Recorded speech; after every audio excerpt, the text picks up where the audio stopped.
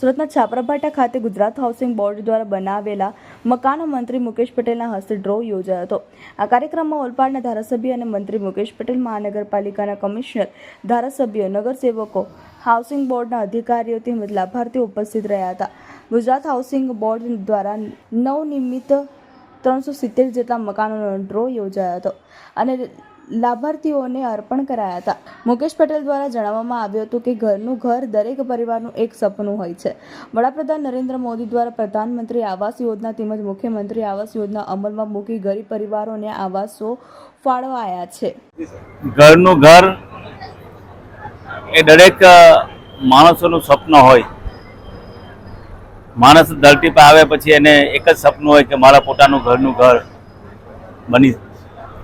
દેશના વડાપ્રધાન નરેન્દ્રભાઈ મોદી સાહેબે આ ગરીબ પરિવારોને ઘરનું સપનું પૂર્ણ કર્યું હતા। વડાપ્રધાન મોદી સાહેબે કર્યું। મોદી સાહેબના 10 વર્ષના શાસનની અંદર દેશની જનતાને 4 કરોડ ઘરો મળી ચૂક્યા છે। આવનારા 5 વર્ષની અંદર બીજા 3 કરોડ ઘરો મળવાના છે। ત્યારે આજે 155 ઓલપાડ વિધાનસભાની અંદર 420 જેટલી અરજીઓ ગુજરાત હાઉસિંગ બોર્ડની અંદર આવી હતી। એની અંદર આજે લગભગ 111 જેટલા આવાસોનો ડ્રો થયા હતા। આજે જે લોકોનું સપના છે દરેકનું ઘર બનાવવાનું, એ ફક્ત 5.5 લાખ રૂપિયાનું ઘર એમને મળશે અને એનું સપના પૂરું થશે। અને ઘર પણ એવા વિસ્તારમાં મળશે કે આજુબાજુની ફ્લેટની કિંમત 35 લાખ, 40 લાખ, 50 લાખ સુધીની કિંમત હોય અને આ કિંમતના આજુબાજુના ફ્લેટની વચ્ચે આમને 5.5 લાખ રૂપિયાનું ઘર મળતું હોય તો આ આપવાનું કામ દેશના વડાપ્રધાન મોદી સાહેબે કરી શકે।